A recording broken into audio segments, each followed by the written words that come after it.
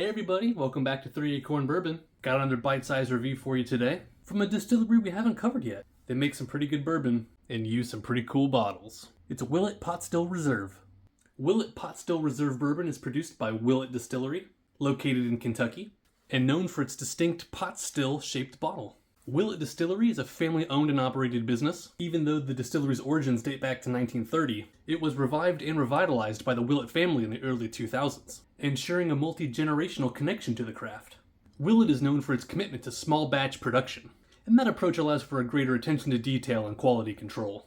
The brand has gained a cult following in the bourbon culture, with many of its limited releases highly sought after in the bourbon community. But what is pot still whiskey, and what makes it special? Pot stills work by heating a fermented liquid mixture, like a whiskey mash, in a large pot. The liquid turns into a vapor, and as it rises to the neck of the pot still, it condenses back into a liquid. This process separates and concentrates the alcohol, capturing more flavors and creating a distinct and robust spirit. A column still works by continuously heating a fermented liquid mixture, like a whiskey mash, in a tall column. As the liquid moves up the column, it goes through various trays or plates. The heat causes different components to vaporize at different heights, so an alcohol-rich vapor is collected at the top, and that results in a smoother and lighter spirit. It's actually pretty cool. So pot stills have the whiskey mash down in this big basin, and they heat it up. So as the spirit evaporates, it moves up the neck of the still, condensing back into a spirit at the top that leaves behind a lot of the byproduct and gives you a spirit that's less pure and has a lot more distinctive characteristics. Now a column still has a big tub of that whiskey mash at the bottom. As it's heated, it evaporates up through a bunch of different layers of plating. Now as that spirit elevates and gets further away from the source of heat, a lot of the water and things that aren't alcohol condense on these plates. So as you get to the very top of that column still, you get a very alcohol-rich spirit. It's more pure with less defining characteristics. It's much smoother. And a vast majority of whiskey spirits are produced via the column still nowadays. But not this guy, although word is it's still mostly column stilled and they do a little bit of pot stilling. But it doesn't matter, this is about pot stilled whiskey.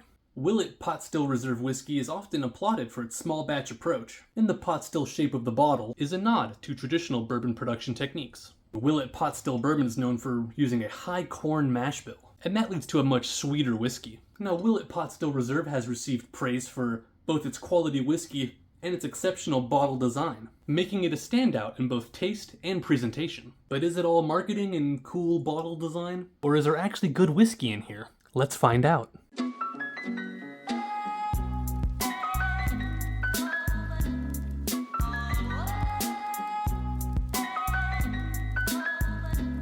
It's a pretty light color. Let's give it a smell.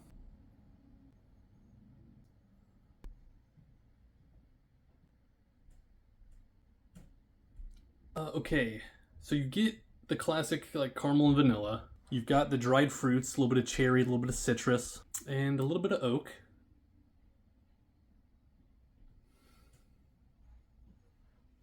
But man, I'm getting like a pungent barnyard horse blanket, like goaty smell. It's like footy, cheesy.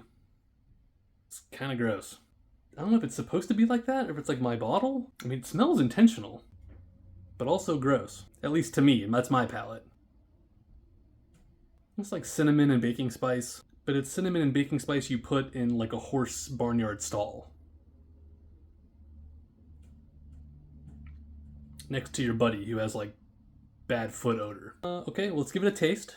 Maybe the nose is just a little off. I mean, it's certainly better. There's the caramel and there's toffee. It's really sweet. Mouth feels very thin, very watery. A lot of baking spices, a whole lot of cinnamon, but not like a big, rich cherry cinnamon like a wild turkey. It's more like a refined, kind of delicate cinnamon. It's not a whole lot there. And there's some honey and there's some citrus. There's still a little like barnyard funk on it. I don't know how many beer drinkers we have out there, but if you've had a really goaty, footy, barnyard saison, it's kind of like that, but without all the good like pepper and redeeming qualities. It's like a blue cheese stuffed green olive that's been sitting out for a while. I don't know, it's not for me. So on the finish, the sweetness fades. There's oak and there's cinnamon, some rye spices, and like a little bit of butter. But it's gone pretty quick. And there's just this like off flavor. Just like blue cheese, goaty. I don't know, man. And that's a real shame, because I like a lot of Willett product. Their Rowan's Creek and their Noah Mill are excellent bourbons. And I've heard good things about their Purple Top. So it's not like they can't make a good whiskey. And maybe a lot of people like this one, it's just not for my palate. I actually have another unopened bottle here. Oh, maybe I can gift it to somebody? But then if they see this video, they'll know I'm gifting them a whiskey I don't really like. Oh well. You know, every palate's different and not every whiskey can be a winner. Well, that's it for today, everyone. I really appreciate you watching this video, and I really appreciate your support. And remember, folks, whiskey is made for sharing. Oh, good whiskey is made for sharing. This might be made for the sink. So open your bottles, make some memories, and I'll catch you in the next one.